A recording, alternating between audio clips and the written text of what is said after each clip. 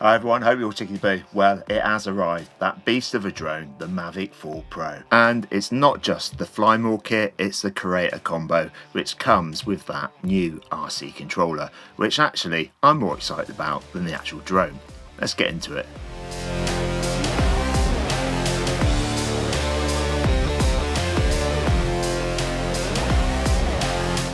So this is 100% a huge upgrade on the specs, and we're going to be getting out and flying it about and getting some more tests done on it, so make sure you stay tuned for all that side of things. But what do you actually get with this creator combo? Because this is the one I think, if you can afford it, you should be going for. So let's start off with the basics. Inside the box here, you get the shoulder bag, and they've upped their game on this one, and it's actually really nice. They have been getting better and better, these bags. And you can see down the bottom here, they've even etched in Maverick. Damn you, Maverick! Which is a nice little touch. So let's get everything out of it really quickly. You don't want to bother seeing all of that side of things, do you? No, thank you. Okay, so the bag itself, as I said, it's really nice bag to use. It's got this lovely padded strap on there, and then there's this zipper on the inside here with a mesh on there so that you can actually put in little things like your props and stuff like that. But as you can see in the bottom here, not only have they got space for the controller, the drone and everything else like that you'd expect, and it's nicely padded with nice felt around it, so it's going to protect everything for you. But there's also this little flap here which you can lift up, and down there you can put things like the new power brick goes in there obviously, but you can put your ND filters and things like that in there, which is a nice little touch, isn't it? It means you can get out and about with everything you need with this little beauty. So first off, you get the user guide on there with a few stickers and things like that. And as you can see on here, it's a Class 2 drone for the EU. But with the new regulations that are coming in the UK for 2026, it means that we're going to be able to fly these drones in a lot more useful places. And if you want to find out more about that, I don't know all the detail fully, but I know a man who does. That's Sean at Geeksvania.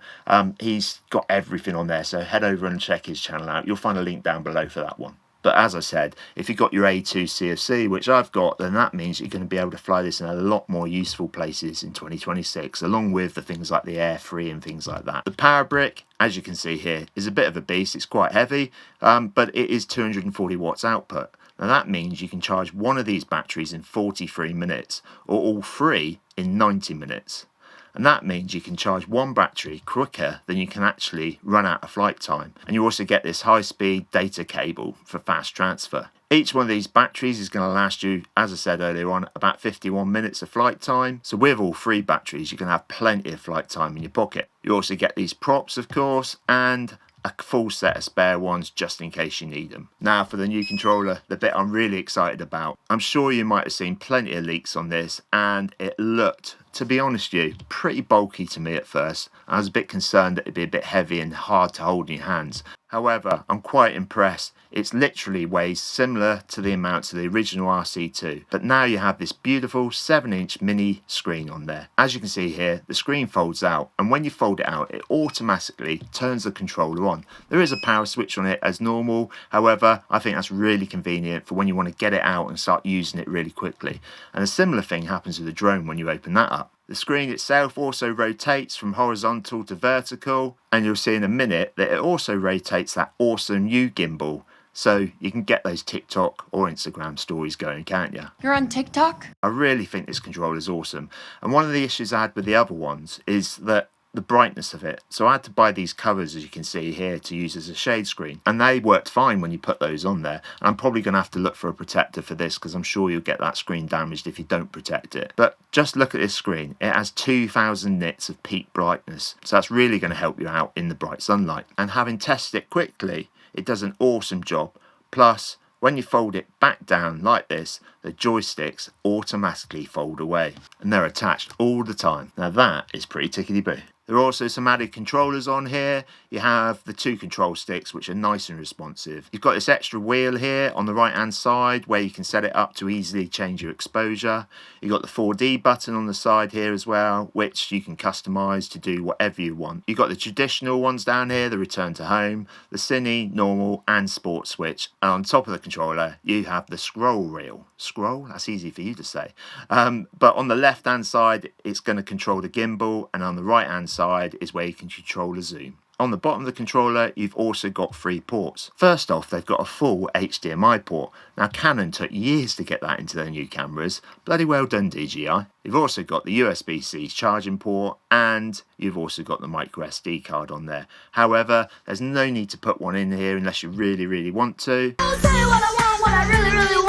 As it now comes with 128 gigabytes of internal storage. Plus, it's going to give you up to 4 hours of use on a full charge. So that'll last easily for your full 3 batteries. So, the Mavic 4 Pro. Now remember, this is the creator combo, so it does come with the internal memory. The other 2 sections don't come with that, and it also has a better video function, which we'll come into in a minute. It is definitely bigger and heavier than the Mavic 3 Pro, but you'd expect that with these new cameras. And I love the protection cover for the gimbal and the props. They put some thought into this. It's now actually easier to take it on and off. So let's have a quick look at the camera and its features. And I will be doing more tests on the photo capabilities of this, because it is 100 megapixels after all, and the video tests and things like that. So make sure you stay tuned for those, as we're going to have some awesome stuff out there testing it with the surf rescue and things like that. So hit the old subscribe button if you haven't already. So as I said, they've upgraded all the cameras on there. There's 3 lenses, one being a micro four thirds, which has a 28mm Hasselblad sensor on there, which can alter the f-stop from f2 to f11.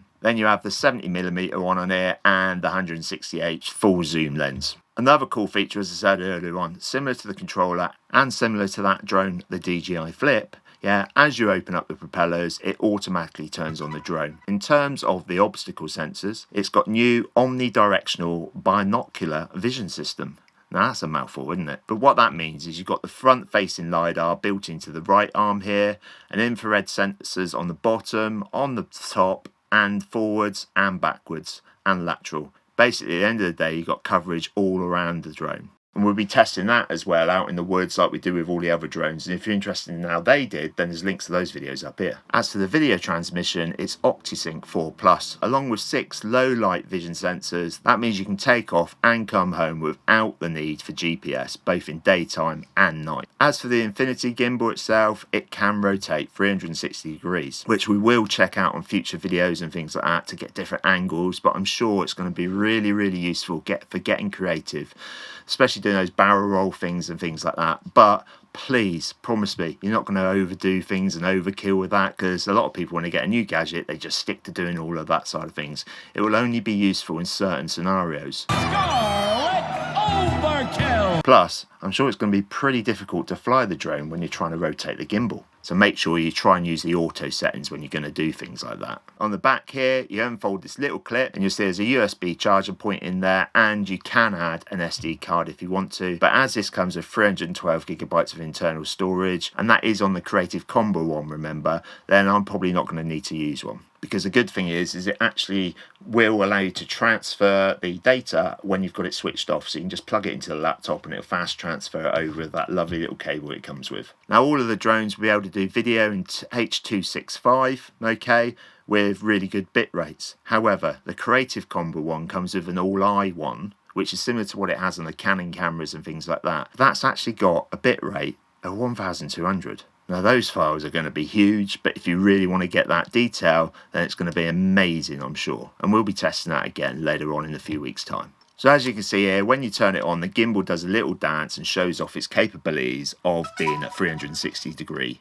rotating gimbal. As for some specs on the cameras themselves, you've got the Hasselblad one on the front, like I said. That can do up to 6K 60 FPS. It's got 16 stops of dynamic range, and you can, if you wish, do slow motion in 4K up to 120 frames per second. The aperture as well is variable from f2 to f11. The second lens is a 70mm one. That has a fixed aperture of f2.8, and it can shoot 4K 60 with 14 stops of dynamic range. And the third lens is a 168mm one, again fixed at f2.8, and it has 13 stops of dynamic range. All in all, my initial view on this side of things is it's got everything you could ever wish for. You're probably not going to need to buy a new drone, and with those new regulations coming in 2026, then you're going to be able to fly this in more convenient places and get some really good footage out there. One disappointment is the fact that it hasn't come with the electronic ND filter, and we don't know whether that's actually going to happen, do we? Because DJI have done things like this in the past, said it's going to happen,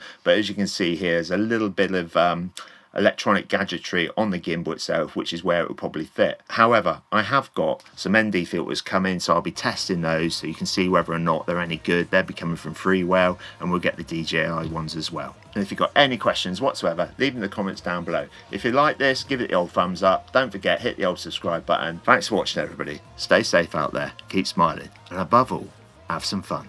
See ya.